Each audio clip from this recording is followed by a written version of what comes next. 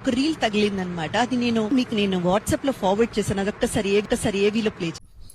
సంధ్య చెప్పు నా వల్ల కదా ఈ జాబ్ నేను ఆఫీస్ లో సంవత్సరం మొత్తం చేస్తే వాడు ఒక్క రోజు లీవ్ పెట్టినందుకు ఆ రోజు నువ్వు లీవ్ పెట్టిన ఇంక్రిమెంట్ లాస్.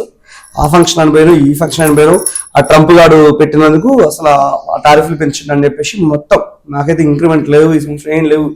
జాబ్ రిస్క్ నా వల్ల కాదు. ఈ జాబ్ కన్నా ఈ ప్లాట్ఫామ్ మీద ఏ పని చేసిన అమలు పని పర్లేదు నేను చేస్తాను. నాకు ఈ జాబ్ వద్దే సుతార్ పని విషయం సార్ నేను సాదుకుంటాను. నాకు ఈ జాబ్ అనేది వద్దు. కార్పొరేట్ వ్యవస్థ షూర్ తగ్గేదే లేదు. रुको जरा सबर करो. సరే వీడియో చూడు. బిజినెస్ ఎలా ఉందన్న? చాలా డల్ ఉందన్న. బిజినెస్ అయితే చాలా కష్టంగా ఉంది.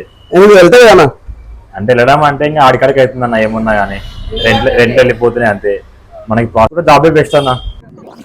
ఎలా ఉన్నా బిజినెస్? ఏం బాగోలేదన్న. గిరాకీ ఏం వస్తలేదు, కస్టమర్లు వస్తలేరు, 200 కూడా వస్తలేదు. జాబ్ ఉంటే చూపించండి. బిజినెస్ లేవన్నా. ఇదివరకులా బిజినెస్ లేవు. చాలా కాంపిటీషన్ ఎక్కువైపోయింది. వ్యాపారాలు లేవు. మేము కూడా మానేసి ఏ జాబ్ ఏదైనా చూసుకుందాం అనుకుంటున్నాం. అవే బెస్ట్ అన్న.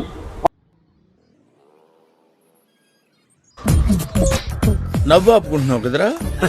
సరే తరలే, ఎన్నెన్నో అనుకుంటాం, అన్ని జరుగుతాయి ఏమిటి. హలో సార్, సండే జాబ్ పెట్టండి సార్. నేను వస్తాను సార్. నేను చేస్తా పని చేసాను సార్. నేను సాదుకుంటాను. ఇదేంటో సార్ చేస్తా సార్.